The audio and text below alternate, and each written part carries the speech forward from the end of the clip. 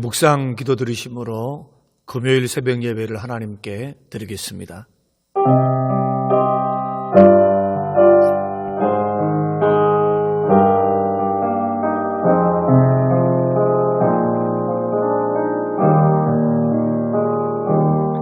살아계신 하나님, 이 아침에 하나님께 드리는 귀한 예배를 받아 주시옵소서. 예수님 이름으로 기도합니다. 아멘. 154장으로 찬양하겠습니다.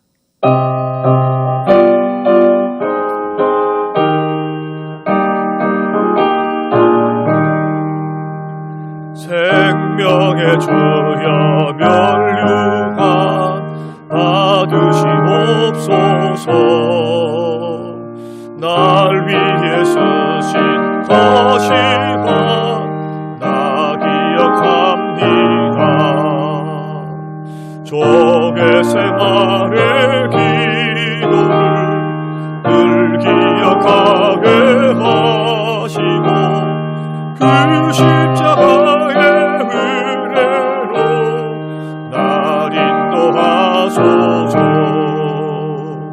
누셨던 무덤 내게도 보이시옵소서. 잠드신 도감 천사가 굳게 지키었네. 적의 생활의 기도를 늘 기억하게 하시고 그 십자가의 은혜로 날 인도하소서. 마리아처럼 새벽에 주께로 갑니다. 빈 무덤 내게 보이사 날 가르치소서. 적의 생활의 기도를 늘 기억하게 하시고 그 십자가의 은혜로 날 인도하소서. 고난의 잔을 날 위해 다 마셨나이다. 나 항상 나의 십자가 감당케 하소서. 적의 생활의 기도를 늘 기억하게 하시고 그 십자가의 은혜로 날 인도하소서.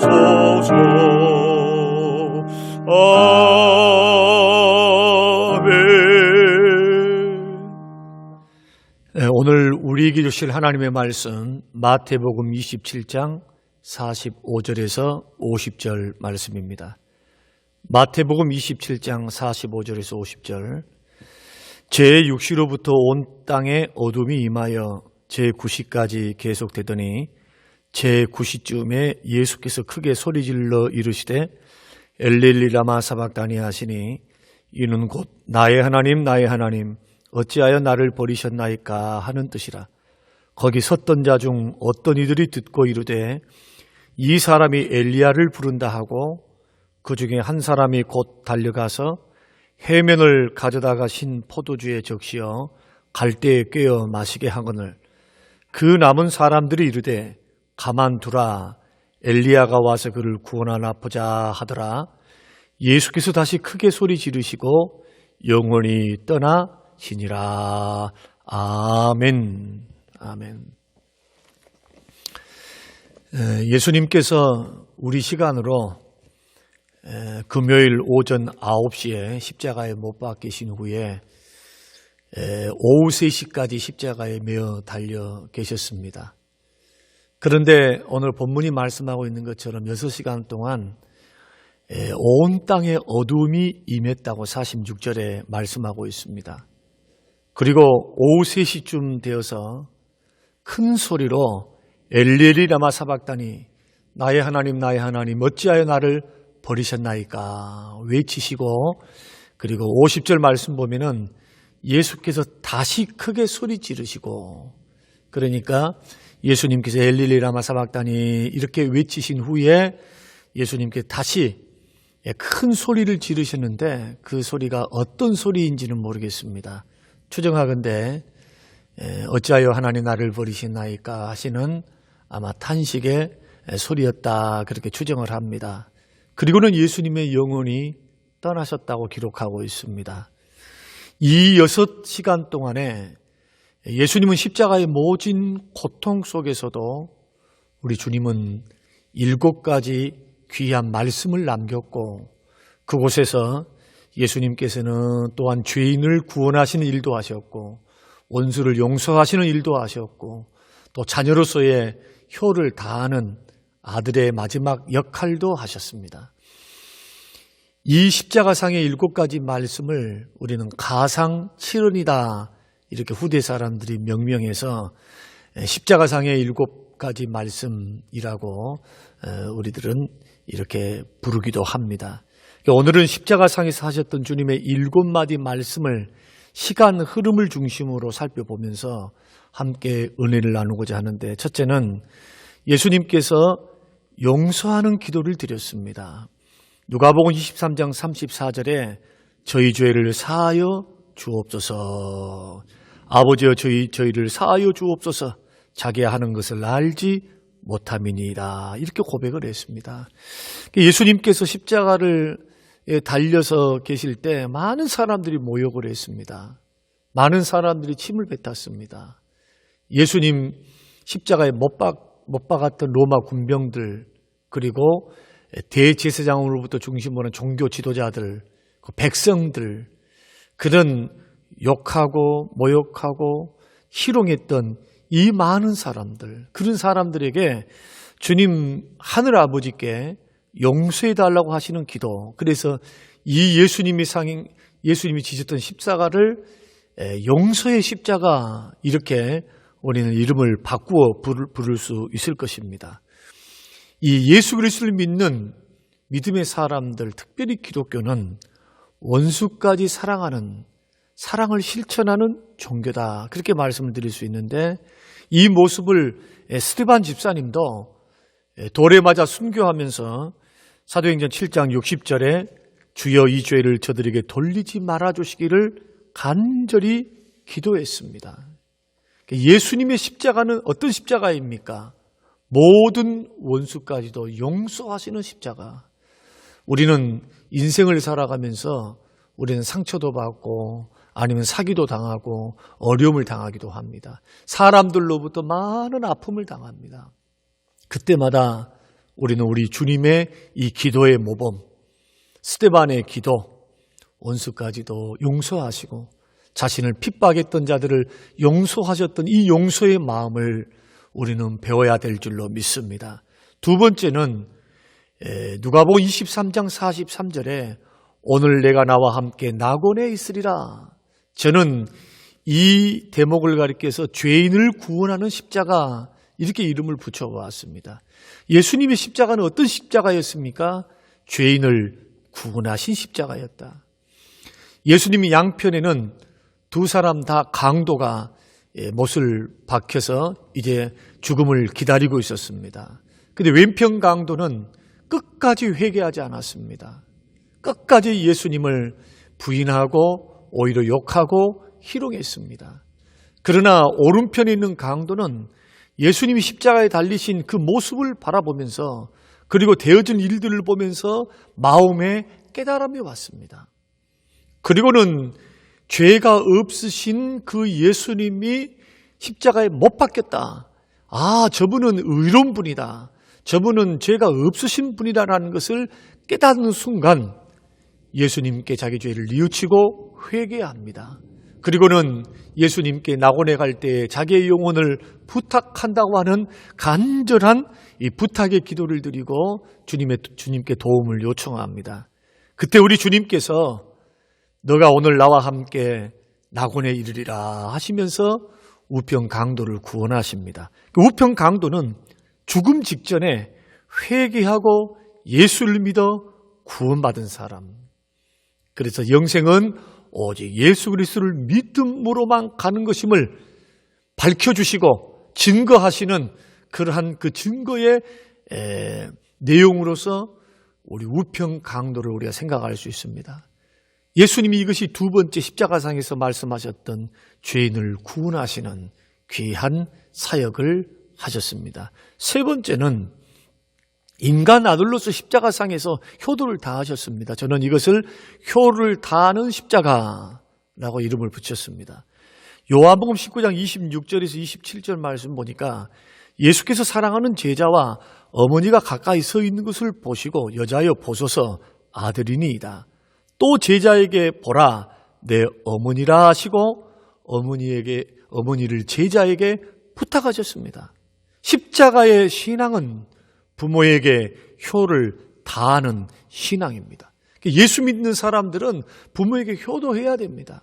십자가의 그 모진 고통을 예수님 당하시면서도 인간의 도리, 자녀의 도리, 할 도리를 다 하셨습니다.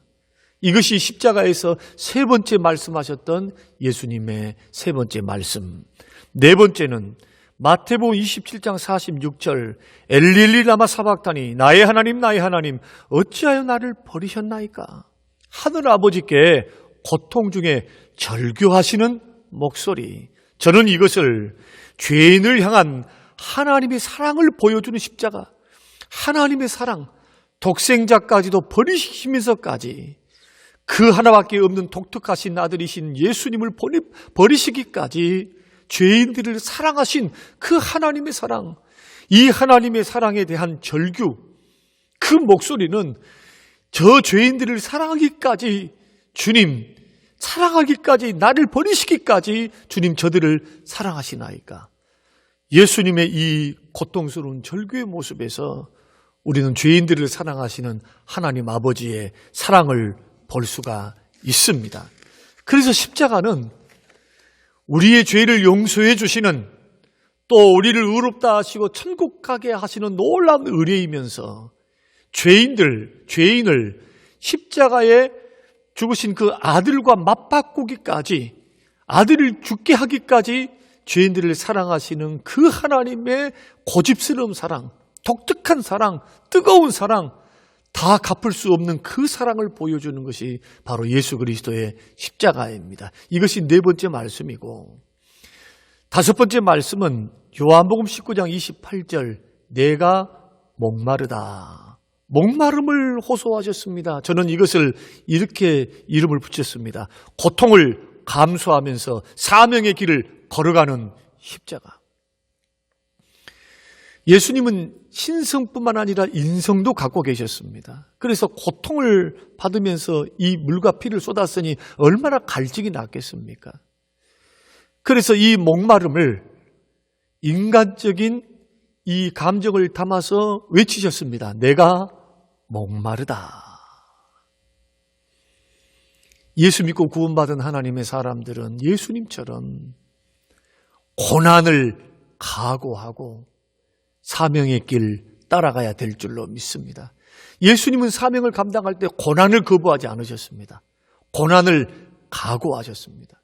영광만 받기를 원하지 아니하셨습니다. 우리는 이 예수님의 내가 목마르다라는 이 음성 속에서 고통을 감수하시면서까지 그 고통받을 각오를 하면서 사명의 길을 걸어가시는 우리 십자가의 주님의 모습을 보게 됩니다. 사랑하는 성도 여러분, 주님을 따라 순종하며 믿음의 길을 걸어갈 때 고난을 당하는 일이 있다 할지라도 충성을 다하여 주님 뜻을 따라 나아가시는 우리 모두가 되시기를 주님의 이름으로 축원합니다. 여섯 번째로 요한복음 19장 30절 다 이루었다 이렇게 고백하셨습니다. 하나님의 뜻을 다 이루셨다는 것입니다. 이 말씀은 하나님이 인간을 구원하시는 하나님의 뜻을 다 이루었다.